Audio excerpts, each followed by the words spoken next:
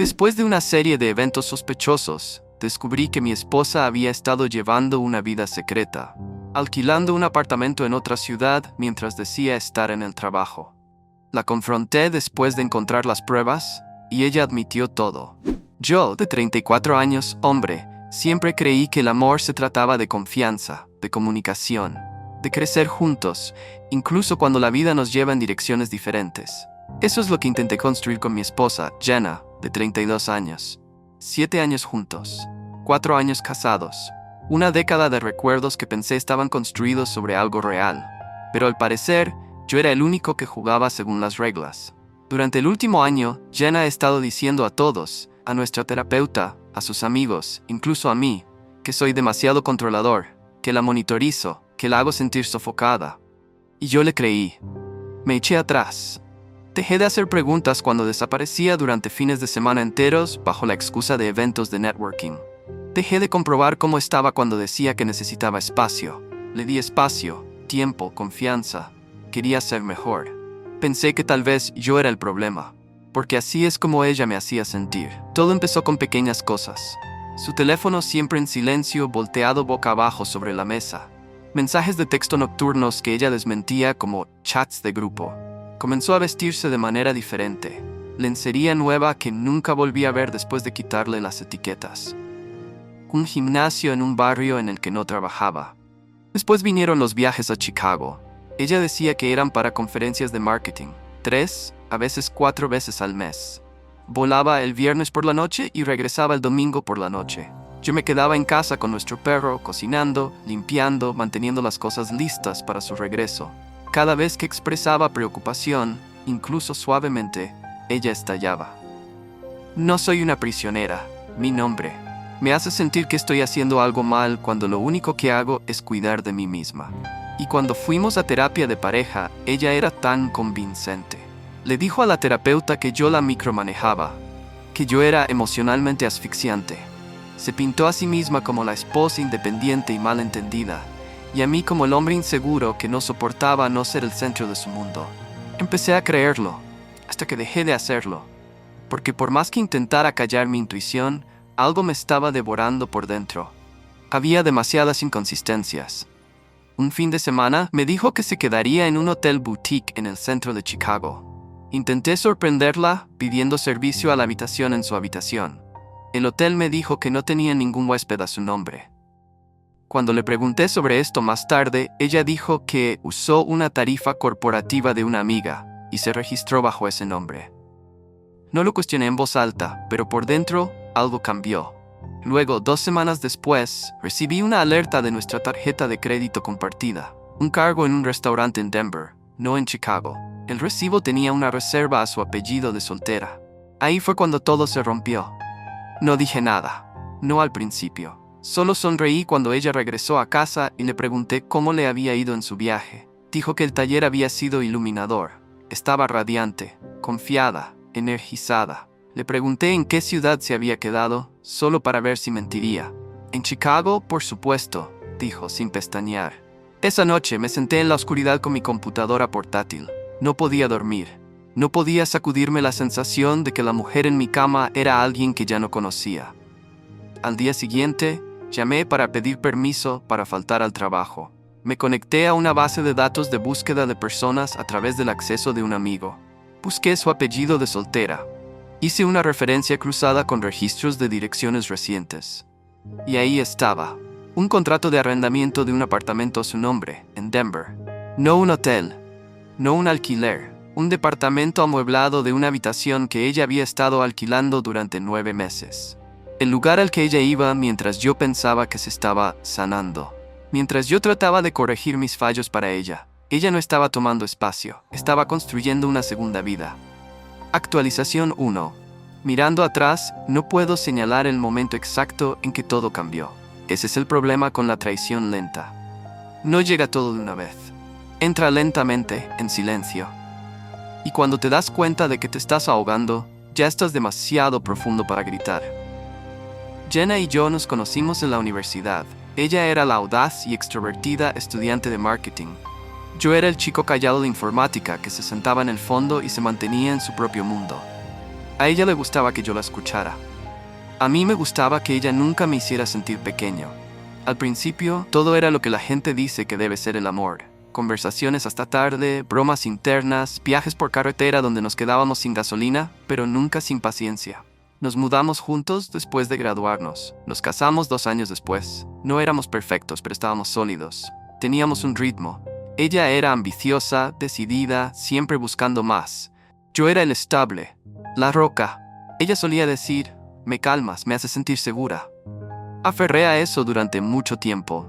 En el 3er año de nuestro matrimonio, las cosas comenzaron a cambiar. Sutilmente al principio. Ella comenzó a hablar sobre la identidad. Cómo sentía que había perdido su sentido del yo. Cómo no quería ser solo una esposa. Yo apoyé eso. La animé a hacer viajes por su cuenta, a ver más amigos, a inscribirse en clases de ejercicio que había estado considerando. Pensé que esto era solo una fase de autodescubrimiento, una parte normal de una relación a largo plazo. Pero luego comenzó a bloquear su teléfono. No solo ponerlo boca abajo, realmente lo bloqueaba con Face ID y desactivaba mi acceso con huella digital. Cuando le pregunté por qué, dijo que tenía derecho a la privacidad.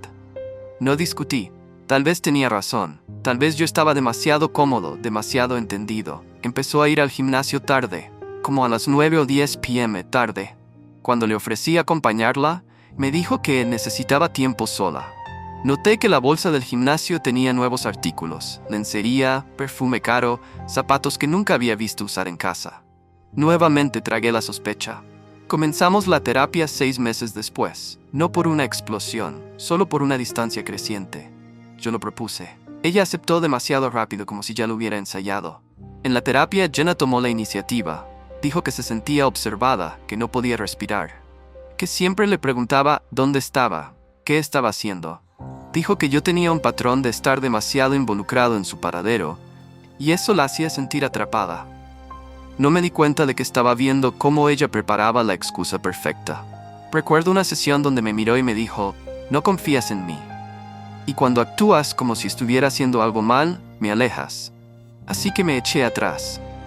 Empecé a dejar que fuera a viajes de fin de semana sin preguntar. Dejé de preguntar a quién le estaba enviando mensajes. Me dije a mí mismo que tenía que confiar en ella si quería que este matrimonio funcionara. Y por un tiempo sí, sentí que mejoraba. Ella estaba más feliz. Sonreía más. Traía flores de vez en cuando.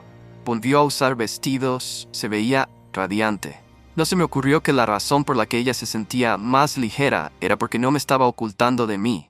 Me estaba ocultando a mí de alguien más. Un fin de semana, ella regresó cantando como si flotara. Le pregunté cómo le había ido en su viaje. Me dio una historia larga y elaborada sobre un retiro de marca en Chicago. Me contó sobre un hotel boutique donde se había alojado, describió el spa, incluso me mostró fotos de archivo del sitio web del hotel. Ella era tan convincente. Así que le creí, hasta que llegó el cargo en la tarjeta de crédito de Denver. El mismo fin de semana, otra ciudad. Ese fue el principio del fin. Incluso entonces no quería creer lo que comenzaba a ver. Busqué excusas. Tal vez fue un error de reserva. Tal vez extendió su escala. Tal vez tenía un amigo en Denver al que no quería que supiera porque sabía que yo sería demasiado intenso. Todavía quería creer en ella. Porque ¿qué haces cuando la persona que amas se convierte en otra persona? No de la noche a la mañana, sino gradualmente, como la arena cambiando bajo tus pies. Te aferras más fuerte, incluso cuando te hundes. Y yo me hundí, en silencio, hasta la noche en que encontré el contrato de arrendamiento en Denver, a su apellido de soltera. Ahí fue cuando supe. Esto no era distancia emocional, no era necesitar espacio. Esto estaba premeditado. Ella no se había alejado, se había ido. Cuidadosamente, secretamente. Y la peor parte, ella seguía regresando todos los fines de semana y me daba un beso de buenas noches como si nada estuviera mal. Actualización 2. La mañana después de encontrar el contrato de arrendamiento, no dormí. Me senté en la oscuridad, el resplandor de la pantalla de la computadora proyectando sombras por toda la habitación como fantasmas. Tenía el nombre del complejo de apartamentos, la dirección, la fecha de mudanza. 9 meses atrás. Justo cuando ella comenzó a hablar de necesitar más tiempo sola. Quería creer que había una explicación. Tal vez era un subarrendamiento. Tal vez estaba dejando que un amigo usara su nombre.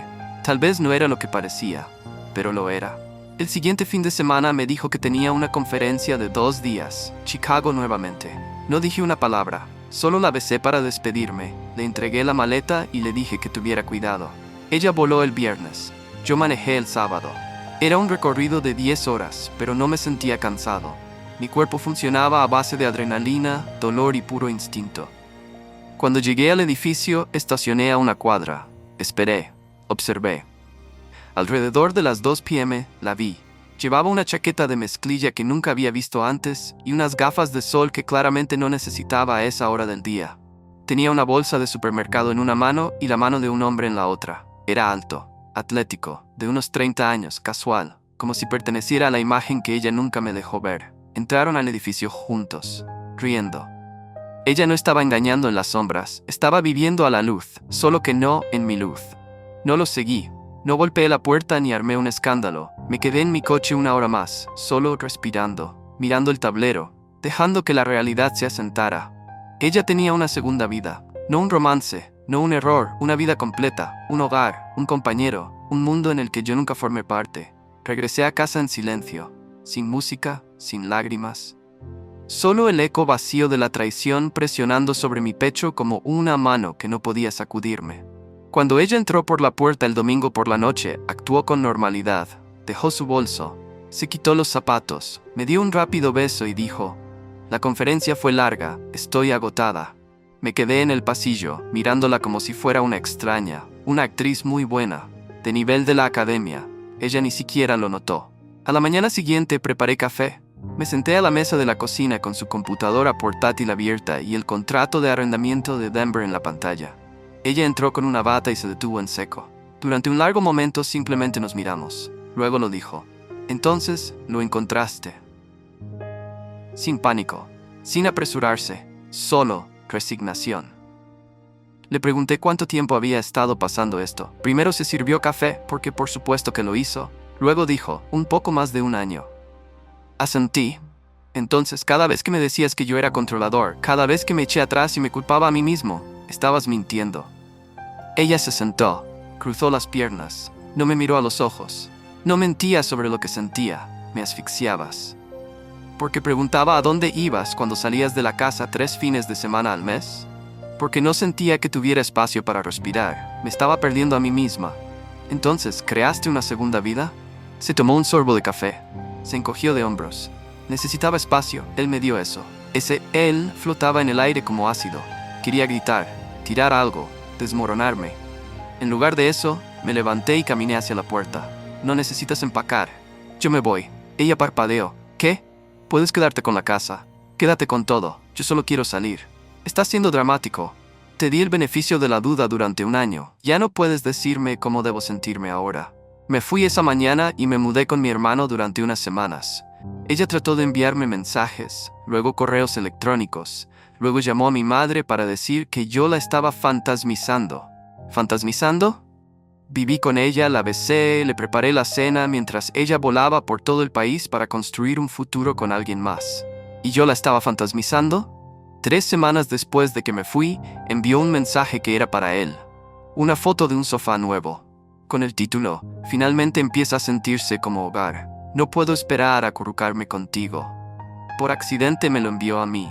No hubo disculpas después. Ni siquiera pretendió que fuera un error. Simplemente deshizo el mensaje y guardó silencio. Esa fue la última gota. Presenté la demanda de divorcio al día siguiente. No más terapia, no más beneficio de la duda, no más gaslighting. Ella respondió a través de su abogado, pidiendo quedarse con la casa y una separación digna. No le di pelea. No la necesitaba. Le di lo que quería, espacio, y tomé lo que necesitaba a mí mismo. El día que se finalizó el divorcio, no sentí el alivio que esperaba. No hubo liberación cinematográfica, no hubo un momento triunfante. Solo papeles, una mirada educada de mi abogado y la sensación de que algo enorme había terminado, sin nadie alrededor para presenciarlo. Salí del juzgado solo. Ninguna familia esperándome afuera, ninguna cena de celebración, solo yo y el silencio. Pero ese silencio era mío. Me conseguí un apartamento a unas ciudades de distancia, pequeño, nada lujoso. Tenía suelos crujientes, electrodomésticos anticuados y un parche de moho persistente en el baño. Pero era mío. el primer espacio en años que no llevaba las necesidades de otra persona en sus huesos. La primera noche que dormí allí, no soñé, no me retorcí, simplemente dormí. Y esa fue la primera señal. Empecé terapia por mi cuenta, no como pareja, solo yo. Le conté a mi terapeuta todo, no solo sobre Jenna, sino sobre en quién me había convertido, tratando de aferrarme a alguien que ya se había soltado. Admití que dejé de pedir que se cumplieran mis propias necesidades porque no quería ser difícil. Admití que le había creído cuando me decía que yo era demasiado, pero no era demasiado. Ella solo quería menos, y no podía admitirlo en voz alta, así que me hizo creer que yo era el problema. Eso fue lo más difícil de desentrañar, el gaslighting. Cómo tomó mi lealtad y la convirtió en evidencia de control. Cómo llamó a mi intuición inseguridad. Cómo me decía, estás imaginando cosas, cada vez que estaba cerca de la verdad. La sanación no vino de una vez. Vino en capas. Vino en las mañanas tranquilas cuando preparaba café sin preguntarme si me estaban observando o juzgando.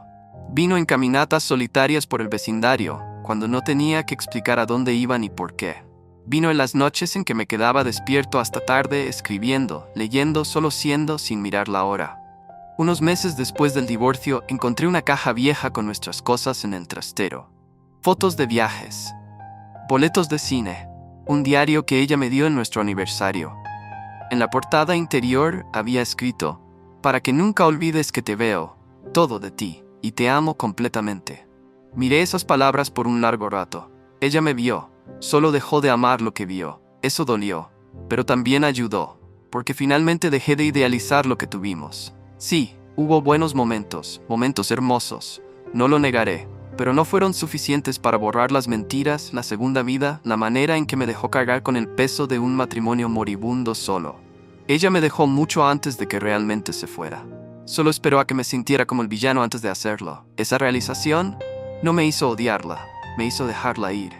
Realmente, borré las fotos viejas, tiré el diario, dejé de seguirla en las redes sociales, bloqueé el número de Denver con el que me enviaba mensajes cuando no quería que sus registros telefónicos mostraran actividad. Ella se fue, no solo de mi casa, sino de mi narrativa. Y lentamente empecé a escribir una nueva. Adopté un perro, un mestizo rescatado con orejas desiguales y demasiada energía. Lo llamé Jax. Mastica todo y tiene un ladrido que podría despertar a los muertos. Pero es mío, y me sigue de habitación en habitación como si yo fuera la única persona en el mundo que importara. Ese tipo de lealtad es curativa de su propia manera. También comencé a salir de nuevo, no a salir con alguien, aún no. Solo existiendo en el mundo, tomando café, uniéndome a un grupo de senderismo los fines de semana, diciendo sí a cosas a las que antes decía no por sentirme culpable por ocupar espacio. Resulta que me gusta mi propia compañía. Me gusta quién soy cuando no me manipulan para cuestionarlo. Y eso más que nada ha sido el regalo de todo esto. No la libertad, no el nuevo comienzo, sino la claridad. No la perdí a ella. Ella perdió a alguien que la amaba incluso cuando no lo merecía. Gané a alguien que casi había olvidado. A mí. Actualización 3. Ha pasado un año. El dolor se ha atenuado, no ha desaparecido. No pretendo que todo haya desaparecido, pero ha cambiado de forma. Ya no se siente como un cuchillo en el pecho. Ahora es una cicatriz que no me molesta ver en el espejo. La prueba de que sobreviví a algo que podría haberme roto. Nunca volví a saber de Jenna después de que se finalizó el divorcio. Ni disculpas, ni confesión, ni intento de cierre. Eso solía molestarme. Solía quedarme mirando mi teléfono tarde en la noche, preguntándome si alguna vez se sintió culpable, si alguna vez me extrañó, si alguna vez miró al hombre que eligió y pensó, se suponía que ibas a ser mejor que esto. Pero ahora, no me importa. Eso no es indiferencia, es sanación. Ella tomó partes de mí cuando se fue. Mi autoestima, mi confianza, mi capacidad de creer en las personas cuando dicen que te aman. Pero no se las quedó. Las recuperé. Una pieza a la vez, en terapia, en soledad. En las mañanas cuando me despertaba en silencio y me daba cuenta de que no significaba que algo estuviera mal. Solo significaba que estaba a salvo. Y tal vez la pieza más grande, la parte de mí que dejó de pedir disculpas por existir. No soy controlador, nunca lo fui. Era atento, leal, amante. Era un esposo que quería ser aceptado, no uno que intentaba limitarla. Y tal vez eso la asustó. Tal vez era demasiado ser vista de manera tan clara. Pero eso no fue culpa mía. Eso no fue una razón para construir una segunda vida a escondidas de mí y llamarlo independencia. Dejé de reescribir el pasado en mi cabeza. Solía obsesionarme con las conversaciones, preguntándome si hubiera dicho algo diferente. Tal vez ella no se hubiera ido. Tal vez no me habría engañado. Pero ahora sé, ella tomó esa decisión mucho antes de que yo supiera que había una decisión que tomar. Así que tomé la mía también. Elegí irme. Elegí sanar. Elegí no volverme amargado, no dejar que su traición moldeara cómo trato al amor en el futuro. Porque amaré de nuevo. Y la próxima vez, sabré qué buscar. Reconoceré las señales rojas antes de que se mezclen con la pared. Escucharé mi instinto antes de dejar que alguien lo haga callar. Pero también sabré mi valor. Que no soy demasiado. Que no estoy sofocando. Que el amor no debería requerir que me reduzca para que otra persona se sienta grande. La semana pasada estuve en la puerta de mi pequeña cocina con Jax acurrucado a mis pies, música de fondo, la cena hirviendo en la estufa. Y por primera vez en años sentí algo que no sabía que me estaba faltando. Paz. No la clase de paz que finges para las fotos. No la clase que pretendes sentir en terapia. La verdadera. La que llega cuando te das cuenta de que lo peor que te ha pasado te llevó a un lugar mejor. La que susurra, finalmente estás en casa. Actualización 4. No estoy aquí para defenderme. No estoy aquí para hacer que parezca que no sabía lo que estaba haciendo. Lo sabía. Sabía que estaba casada. Sabía que había alguien más sentado en casa, esperando sus mensajes, creyendo sus mentiras. Solo no sabía lo fácil que sería convertirme en esa mentira. Mi nombre es Evan. Conocí a Jenna en una conferencia regional de marketing en Denver. Ella dio una presentación sobre identidad de marca que fue aguda, divertida, confiada. La noté de inmediato. También lo hicieron otros 10 chicos. Ella me notó a mí. Hablamos después de su sesión. Empezó de manera profesional, algunos cumplidos, algunas conexiones compartidas en la industria. Luego bebidas, luego un paseo, luego una risa que se convirtió en ella pasando su mano por mi brazo como si no significara nada. Esa noche me dijo que estaba casada. Le dije que no estaba buscando nada serio. Ambos pretendimos que esas dos afirmaciones se cancelaban entre sí. No esperaba verla de nuevo. Pero me envió un mensaje el siguiente fin de semana, diciendo que estaba en la ciudad nuevamente por trabajo y quería tomar una copa. Una copa se convirtió en 3. 3 copas se convirtieron en una habitación de hotel. Se quitó el anillo de bodas en el ascensor. A la mañana siguiente le dije que esto era algo único. Ella se rió. Dijo, está bien, ni siquiera sé quién soy cuando estoy con él. Esa frase se quedó conmigo, porque he estado en relaciones que me hicieron sentir invisible. He sido el tipo que era demasiado callado, demasiado pasivo, demasiado seguro para las mujeres que querían caos. Sabía lo que era sentirse como un personaje de fondo en tu propia vida.